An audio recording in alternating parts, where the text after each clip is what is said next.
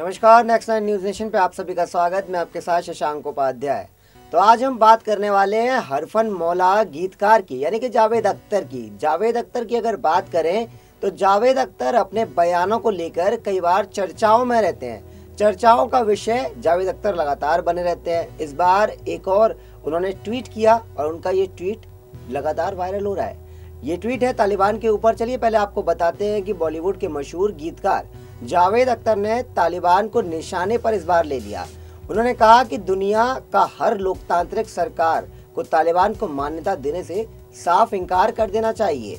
साथ ही अफगानिस्तान की महिलाओं के दमन की तालिबान ने जो निंदा की है वो नहीं होनी चाहिए। उन्होंने ट्वीट करते हुए ये बात भी कही कि जावेद अख्तर का जो ट्वीट था लोगों के सामने आया है, उसमें उन्होंने कहा है कि हर सभ्य व्यक्ति, हर लोकतांत्रिक सरकार, दुनिया का हर सभ्य समाज को तालिबानियों को मान्यता देने से इनकार कर देना चाहिए और अफगान महिलाओं के क्रूर दमन के लिए उनकी निंदा करनी चाहिए, या फिर न्याय और मानवता और विवेक जैसे शब्दों को भूल ही जाना चाहिए।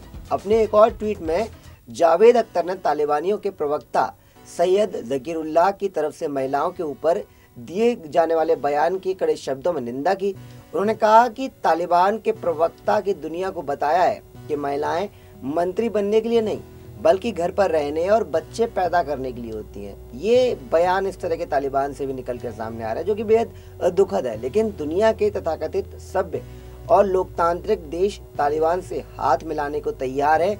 ये शर्म की बात है। ये कहना है जावेद अख्तर का उन देशों से जो कि लोकतंत्र की बात करते हैं और तालिबान का समर्थन कर रहे हैं। वहीं प्रवक्ता सैयद ज़कीरुल्लाह हाशमी ने महिलाओं को लेकर शर्मनाक बयान भी दिया था। हाशमी ने से जब ये पूछा गया कि तालिबान की सरकार में महिलाओं को जगह क्यों नहीं दी आपने, तो इसके जवाब में उन्होंने कहा कि महिलाओं का काम सिर्फ बच्चे पैदा करना है, उनको ये मंत्री बनने की जिम्मेदारी देने की जरूरत नहीं है।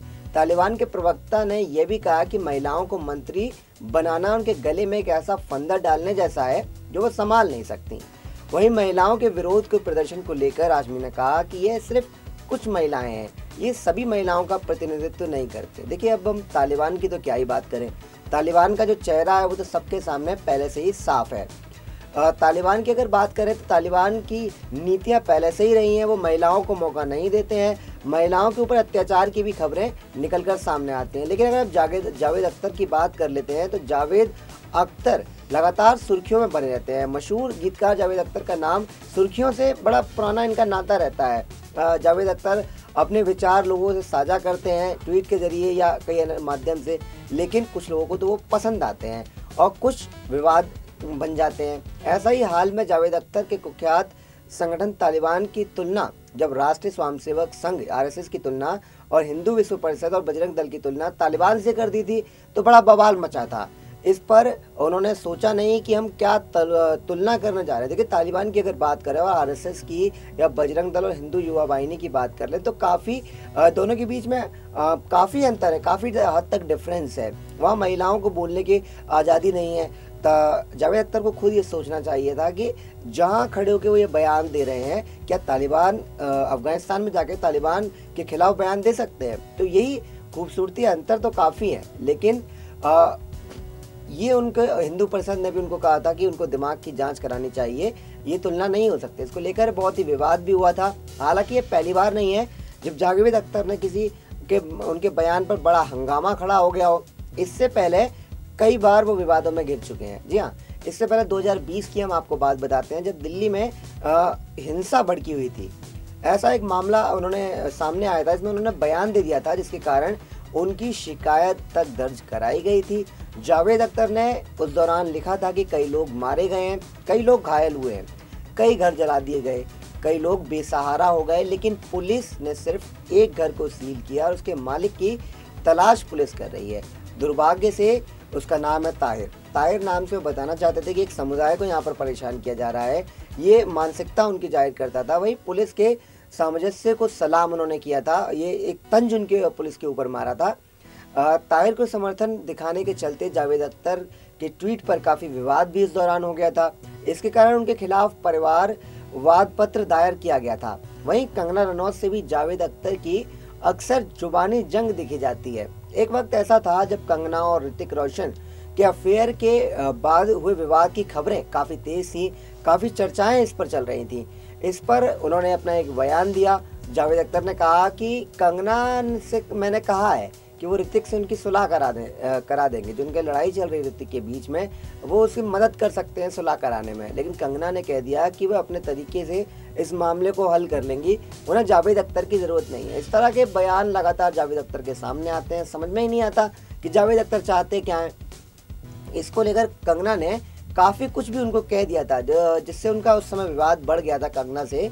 वहीं जावेद अख्तर उस वक्त भी सुर्खियों में आ गए थे। कभी कभी तो ऐसा लगता है कि जावेद अख्तर ना सुर्खियों के लिए कुछ भी बयान दे देते हैं। वहीं ऐसा नहीं है कि वो एक कम्युनिटी या एक एजेंडे से बयान देते हैं, उनके एजेंडे भी क्लियर नहीं हो पाते। क्योंकि अगर बात की जाए तो लाउड स्पीकर वाला जो अयान वाला उनका बयान आया था, उसको लेकर उन्होंने ट्वीट किया था, वो अलग ही दर्शाता है। जिसके बाद मुस्लिम समाज ने भी उनकी घोर निंदा की थी। इसको लेकर वो काफ़ी ट्रोल भी हो गए थे। दरअसल जावेद अख्तर ने कहा था कि लाउड स्पीकर पर अजान करना बंद कर देना चाहिए। इसके बाद जब विवाद हुआ तो उन्होंने सफाई देते हुए कहा कि मुस्लिम समाज के लोग ने मुझे श्राप दिया है। उनके इस बयान के बाद मुस्लिम समाज ने उनको श्राप दिया और कहा है कि मैं नरक से भी बदतर जगह जाऊंगा।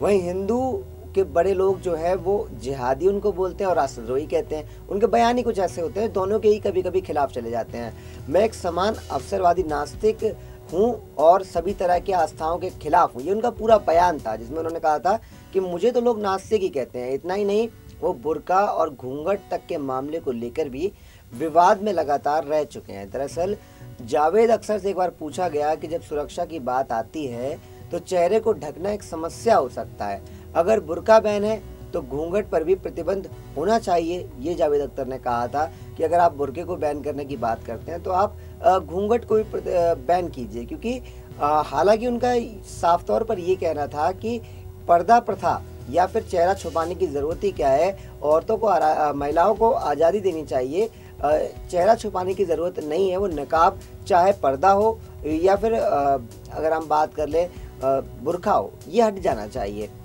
तो कई ऐसे बयान जावेद अख्तर के निकल के सामने आते हैं जो कंफ्यूज एकदम कर देते हैं। समझ में नहीं आता जावेद अख्तर क्या कहना चाहते हैं, किस ओर से बोल रहे हैं। लेकिन हाँ, बुद्धिजीवी कह सकते हैं, बुद्धिजीवियों की अगर दृष्टि से देखा जाए तो कई बार कई तर्क भी इनके बयानों में निकल कर सामने आते हैं।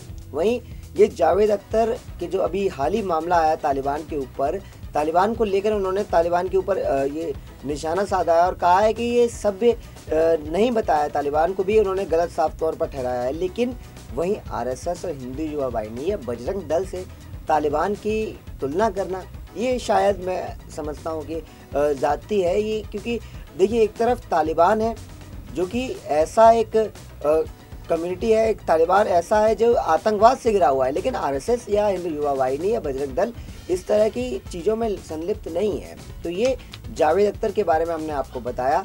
आप हमें अपनी राय कमेंट बॉक्स में ज़रूर बताएं ताकि अगली स्टोरी में हम आपके लिए और बारीकी से इस पर काम कर सकें और आपको और डिटेल के साथ जावेद अख्तर या और मुद्दों पर चीज़ें बता सकें। नमस्कार।